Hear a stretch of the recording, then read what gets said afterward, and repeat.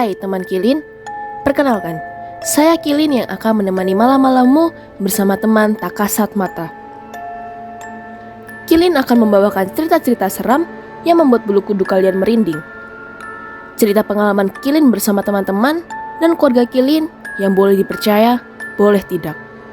Yang pasti, akan ada yang menemani kalian saat mendengarkan cerita ini.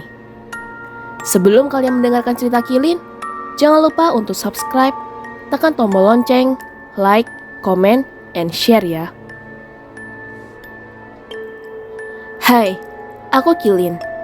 Cerita Kilin hari ini tentang pengalaman Kak Erika saat duduk di bangku SMA. Kak Erika bersekolah di salah satu SMA swasta di daerah Jawa Timur.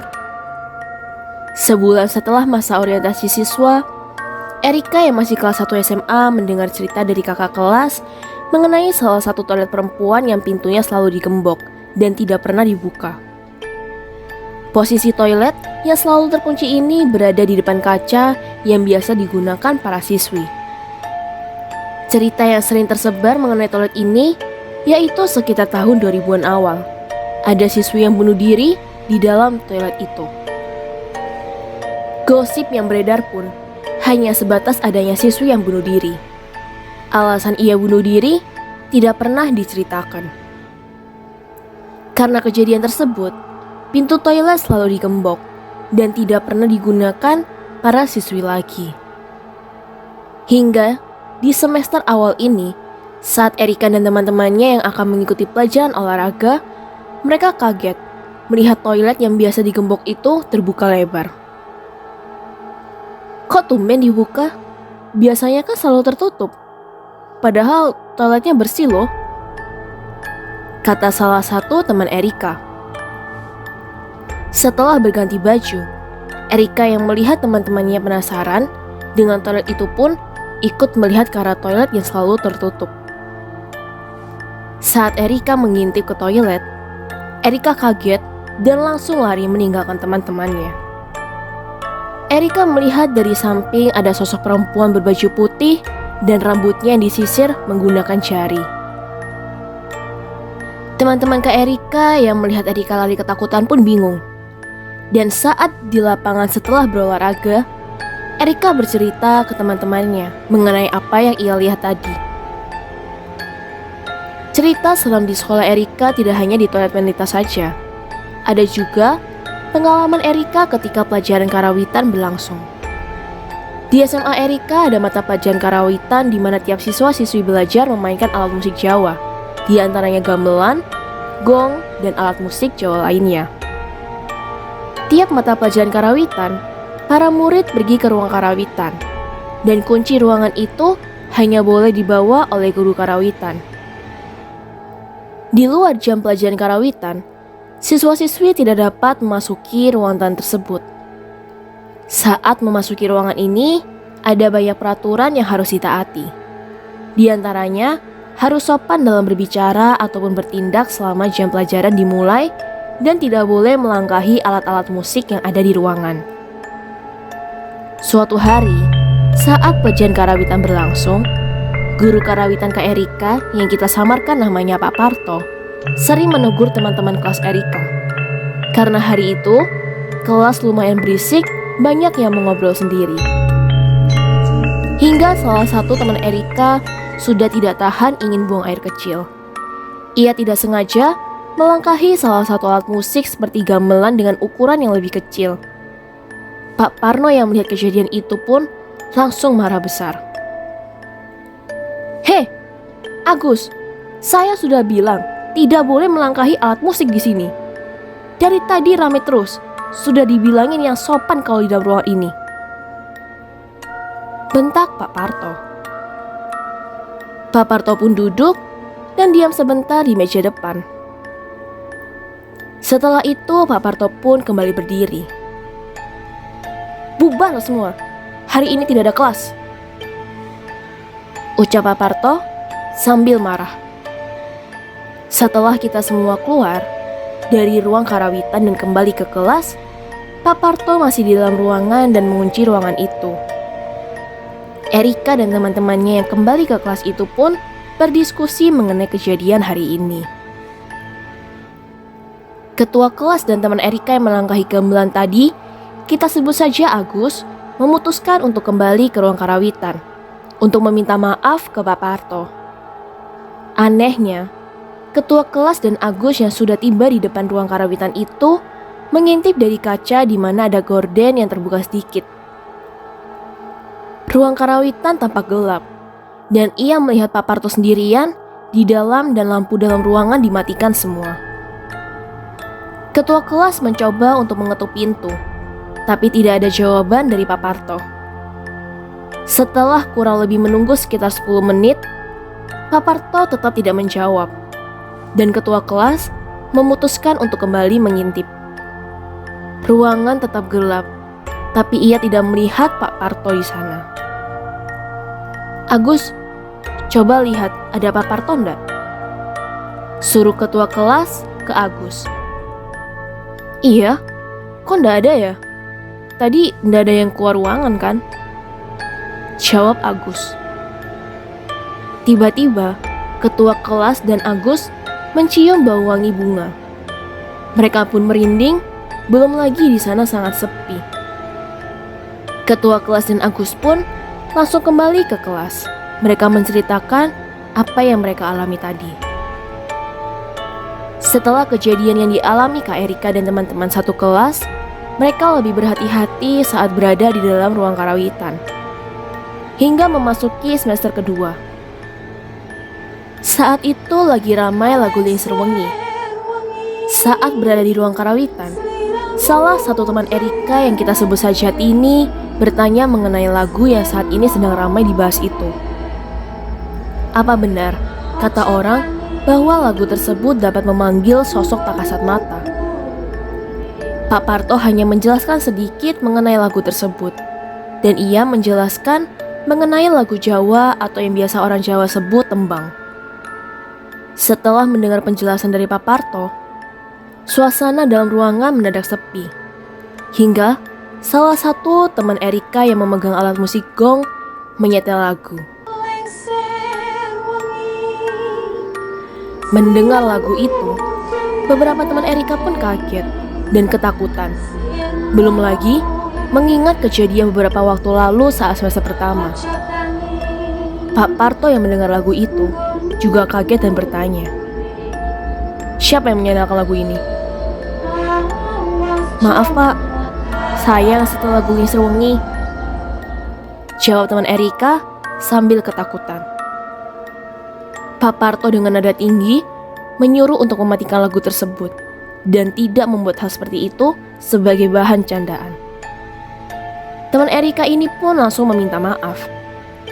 Setelah itu, beberapa teman Erika termasuk juga Erika sekilas melihat mulut Pak Parto seperti berbicara sendiri, tapi tidak mengeluarkan suara. Cerita di ruang karawitan tidak hanya itu. Saat menunggu jemputan datang, Erika sempat bertanya ke satpam sekolah yang jaga hari itu mengenai misteri yang ada di ruangan karawitan ini. Ruangan ini emang sudah lama banyak kejadian aneh, Erika. Semua satpam di sekolah ini termasuk guru-guru dan juga kepala sekolah pun tidak punya kunci ruangan itu. Cuma Pak Parto yang punya kunci. Jadi kalau ada perlu tunggu Pak Parto datang. Terus saat jaga malam sekitar jam 12 lebih, hampir setengah 1 malam, dengar suara musik karawitan dari ruangan. Saya kan gantian keliling ngecek tiap ruangan ya. Nah, itu saya dengar ada suara alat musik. Kayak ada yang sedang main alat musik gitu. Pas tak datangi, ruangan itu suaranya hilang. Saya sampai senterin ruangan karawitan. Gak ada siapa-siapa loh. Dan ada satpam lain yang juga ikut ngecek, tapi suara gamelannya gak berhenti. Awal-awal kita takut, sampai ada yang saat keliling minta ditemani. Tapi sekarang sudah biasa. Cerita satpam itu dan Erika tidak dapat bertanya lebih lanjut karena jemputan sudah datang. Hingga sampai sekarang, ruangan karawitan menjadi salah satu ruangan yang cukup seram dan hanya Pak Parto yang tahu ada misteri apa di sana. Memasuki kelas 3 SMA, Erika cukup disibukkan dengan berbagai persiapan ujian. Salah satunya ujian praktek yang diadakan beberapa bulan sebelum ujian nasional berlangsung. Minggu-minggu ujian praktek ini, Erika menjadi sering pulang hingga hampir maghrib, bahkan pernah juga baru sampai rumah hingga larut malam. Hari ini, Erika kembali pulang telat karena ia mempersiapkan ujian praktek komputer di mana Erika bersama teman sekelompoknya membuat program sederhana. Erika dan temannya yang kita samarkan Sheila mengerjakan program di ruang komputer yang letaknya di lantai 2 sekolah. Erika dan Sheila mengobrol tentang sekolahnya yang konon setelah maghrib para siswa-siswi harus pulang dan tidak boleh ada aktivitas. Tapi akhir-akhir ini Erika dan teman satu angkatannya banyak yang masih berada di sekolah untuk mempersiapkan ujian kelulusan. Salah satu cerita yang sering didengar Erika dan teman-temannya yaitu saat tim dance perwakilan sekolah latihan hingga malam. Karena akan ada lomba basket antar SMA se-Jawa Timur yang cukup terkenal pada masa itu. Tidak lama, tim dance dibubarkan oleh satpam sekolah yang berjaga malam itu. Mereka disuruh pulang, karena tidak seharusnya hingga pukul 7 malam masih ada kegiatan di sekolah. Tim dance pun kebingungan. Mereka memutuskan untuk berlatih 1 kali lagi, baru pulang. Tapi, setiap musik akan dimainkan, musik itu akan mati sendiri. Hingga beberapa kali, leader dance menekan tombol play pun, musik masih tetap tidak dapat nyala. Karena hal itu, dan mengingat peringatan dari satpam, mereka memutuskan untuk tidak melanjutkan latihan. Setelah beres-beres, beberapa siswi mengembalikan aksesoris yang akan dipakai saat dance nanti di ruangan khusus untuk para anak basket dan anak dance menyimpan perlengkapan mereka. Ruangan ini berada di dekat toilet wanita sekolah. Setelah keluar dari ruangan dan menguncinya, salah satu siswi yang kita sebut saja Ita melihat seperti ada orang yang masuk ke toilet perempuan. Ia hanya diam saja, tidak mau membuat teman-temannya yang lain ketakutan. "Aku mau buang air kecil dulu, udah kebelet, tolong jagain dong. Takut kalau mau masuk toilet sendiri," jelas salah satu siswi. Mereka memutuskan untuk mengantar temannya yang sudah kebelet dan saling menjaga. Ita yang penasaran dengan apa yang tadi ia lihat pun mengecek satu persatu ruang toilet. Dan tidak ada satu orang pun di sana. Hanya Ita dan teman-teman dance-nya. "Cepetan ya, yang mau buang air kecil habis gini langsung pulang yuk," ucap Ita ketakutan. Setelah selesai buang air, mereka pun langsung pulang ke rumah dan membahas hal-hal janggal yang mereka alami di grup lain. Mereka juga memutuskan untuk tidak latihan lebih dari jam 6 sore. Erika dan Sheila setelah cerita sambil mengerjakan bahan ujian prakteknya ini juga akan turun untuk ke toilet dan membeli makanan atau cemilan yang mungkin masih buka di kantin. Karena malas jalan terlalu jauh ke tangga utama, Erika dan Sheila memilih melewati aula lantai 2 yang biasa dipakai untuk badminton. Untungnya, sore itu pintu aula belum ditutup. Erika bingung saat sampai di depan pintu aula. Ia melihat ada satu kursi yang posisinya berada di tengah. "Shell, tadi kita kan lewat aula ya pas mau ke lab komputer. Kayaknya kok tadi nggak ada kursi di tengah kayak gini deh," tanya Erika. "Awas jangan lewat situ," ucap Sheila. "Halah, nggak kenapa-kenapa kok Shell," kata Erika. Sheila memilih sedikit memutar agar tidak melewati kursi yang ada di tengah. Sedangkan Erika tetap melewati kursi itu. Hingga saat melewati kursi itu, Sheila yang tiba duluan dan menghampiri Erika bingung melihatnya. Erika kaget dan kembali melihat ke belakang dan posisi kursi yang masih di tengah. "Kenapa, tanya Sheila kebingungan. Erika yang masih bingung tidak langsung menjawab dan ia menceritakan kejadian yang baru dia alami saat mereka berada di kantin. "Shell, kamu tadi kan nyuruh aku hati-hati toh? Nah, abis lewat persis di sebelah kursinya itu, belakangku kayak ada yang nyentil pakai kertas. Pas aku noleh ke belakang gak ada siapa-siapa. Kamu juga di sebelahku," cerita Erika.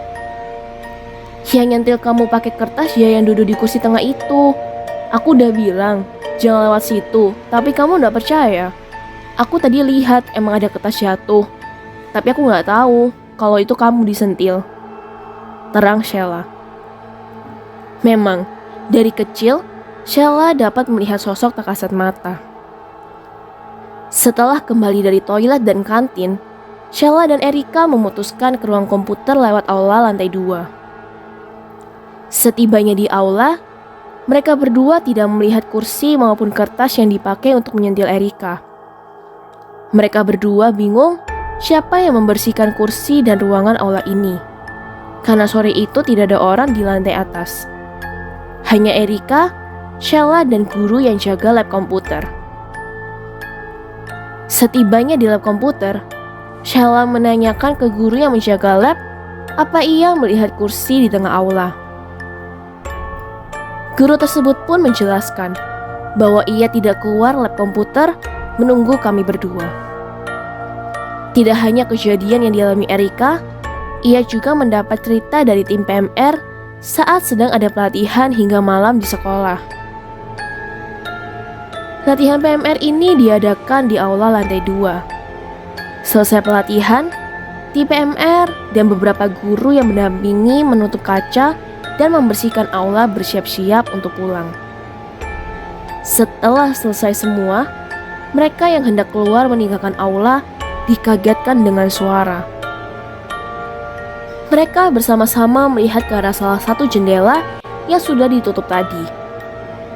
Jendela itu seperti ada yang kembali menutupnya dan dibanting dengan keras, membuat jendela itu terlihat sedikit terbuka.